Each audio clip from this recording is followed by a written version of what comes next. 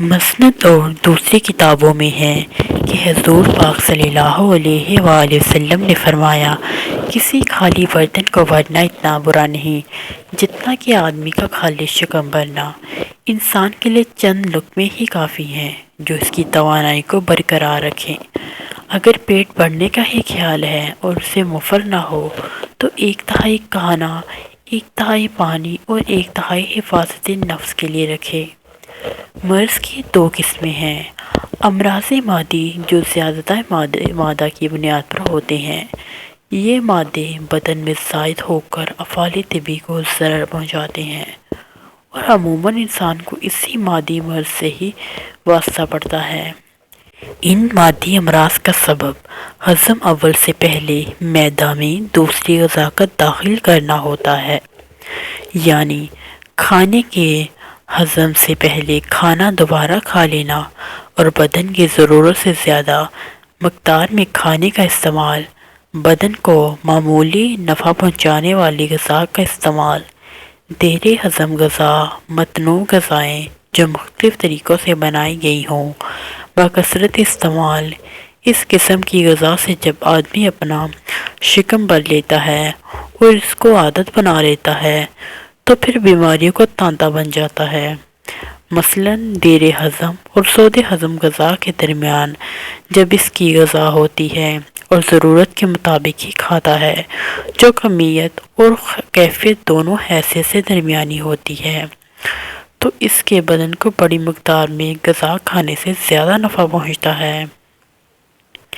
غذا کے بھی 3 مدارج ہیں: درجہ ضرورت، درجہ کفایت، درجہ زیادت۔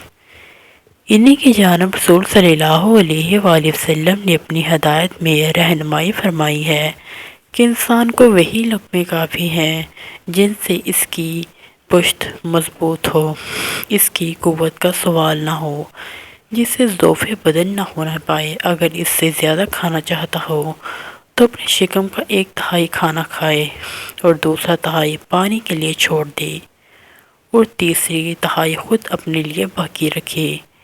یہ انداز خورد و نوش ہے جس سے بدن اور قلب دونوں کو ہی تقویت ہوتی ہے، اس لیے کہ اگر کھانے سے شکم میں تنگی ہو جائے تو پھر پانی کے لیے جگہ کم ہو جائے گی۔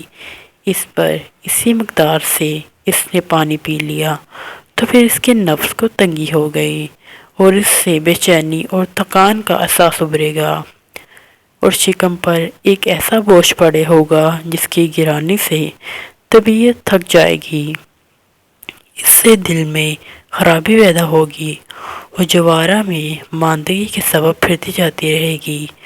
جو کام کرے گا اس میں سستی پیدا ہو جائے گی اور ان میں غیر ضروری خواہشات کا آبار ہوگا جو ہمیشہ پرخوری کے نتیجے میں پیدا ہوتی ہے۔ اس طرح امتلاء شکم بدن اور قلب دونوں ہی کو ضرر ہوگا۔ یہ پرخوری اگر ہمیشہ ہو یا اکثر اتفاق پڑتا ہو تو مضر ہے، مگر اتفاقی طور سے اس کی یہ صورت پیش آ جائے تو کوئی حرج نہیں، اس لیے کہ روایات میں ہے کہ حضرت ابو ہریرہ رضی اللہ تعالیٰ عنہ نے رسول اللہ صلی اللہ علیہ وآلہ وسلم کی موجودگی میں دودھ پیا اور وافر مقدار میں پی گئے، حتیٰ کہ آپ نے رسول اللہ صلی اللہ علیہ وآلہ وسلم سے عرض کیا، اللہ کی قسم، جس نے آپ کو سچاؤں کا شعرا بنا کر بھیجا، اب مزید دودھ پینے کی گنجائش ہی نہیں رہی۔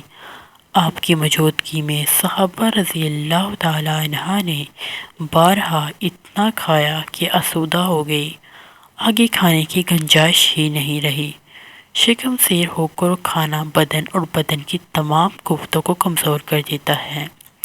یہ ممکن ہے کہ سیر ہونے سے بدن میں تازگی اور شادابی آئے، مگر بدن کی قوت کا دار و مدار بدن کے غذا کو قبول کرنے پر ہوتا ہے، جس سے وہ غذا جزو بدن ہو جائے۔